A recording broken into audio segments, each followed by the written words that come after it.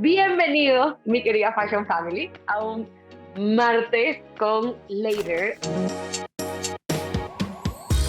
Y no sé si han escuchado últimamente o han leído, está súper booming en este momento, todo lo que tiene que ver con inteligencia artificial y todo el apoyo que son las herramientas de inteligencia artificial para ChatGPT exactamente.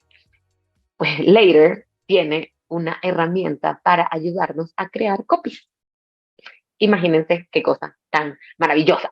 Entonces ustedes literal aquí ponen, por ejemplo, yo puse en esta foto, que es una foto de una tienda en Venezuela, que fui recientemente, puse cómo vender en tiendas multimarcas, porque obviamente mi contenido va un poco alineado hacia eso.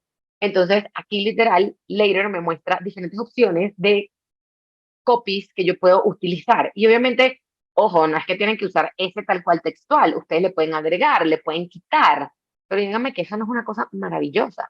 Esto es una gran ayuda, porque, a ver, no solamente si te cuesta escribir copies y no tienes ni idea, esta plataforma te ayuda, y por eso les digo, levanten la mano y pidan ayuda. Plataformas como esta te ayudan, y quizás si es que no tienes cabeza ese día, porque a veces también nos pasa, no tenemos cabeza, a veces para escribir los copies, esta es una buena guía, una buena dirección, y que quizás te ayuda a desbloquear ciertas cositas que tú dices, híjole, no se me ha ocurrido.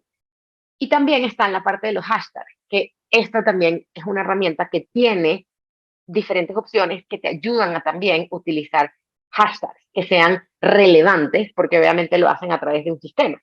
Entonces, estas son dos cosas que muchos de mis clientes me dicen, no sé escribir los copies, no sé qué hashtag poner.